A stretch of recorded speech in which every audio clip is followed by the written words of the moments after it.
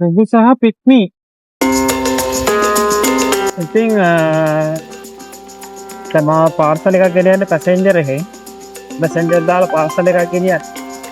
ඔයාලට ටුවර් නැත්තම් කොයිම වෙලාවකවත් පාවිච්චි කරලා පැසෙන්ජර් ගන්නොත් ගන්න එපා. ටුවර් නැත්තම්. මේ මොන දේ කතා කරත් නෙට්වර්ක් එකේ රාජීව් එකනේ මේකේට ගොඩක් කලාවට මුගක් හරි කවන්න දුවනවා.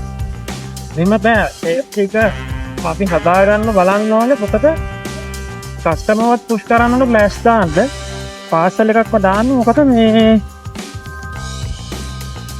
මොකද අපිට සේෆ්ටි එකක් නෑ අපි වෙරළාත් හරි මොන හරි නීති විරෝධී දෙයක් අපි ගෙනගින්න තිබුණොත් අපිට බිග් මීකින් හරි Uber එකකින් හරි එවිලා ගියේ ඒ ඔය පැසෙන්ජර් එකකින් පාර්සල් එක ගෙනිච්ච කියලා. ඒ සේෆ්ටි එක නෑ කොයි වෙලේක.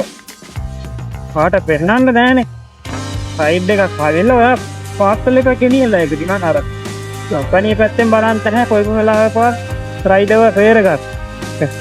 ඒ කවුරුවත් නැහැනේ. ඔයාගේ පාප්පා නැහැනේ. ඔයාගේ තාත්තා නැහැ අම්මා නැහැ. ඒ ඉන්නේ ඔයාගෙන් ලාභයක් උපයන්නේ කොහොමද කියලා ලක්ෂ 10000 ගණන් වියදම් කරලා මාකටිං ටීම් දාගෙන එතකොට හොඳ සුපිරි මේ මැනේජ්මන්ට් එකක් තියාගෙන ඔයාගෙන් හම්බ කරන්නේ කොහොමද කියලා ඔයාගෙන් ලාභයක් ගන්න කොහොමද කියලා හිතන්න තරක් 100 දෙනෙක් විතර ඉන්නවා.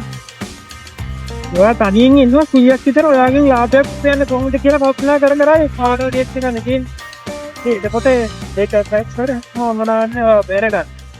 කියන්නේ හැම වෙලෙත් තපක් හැබැයි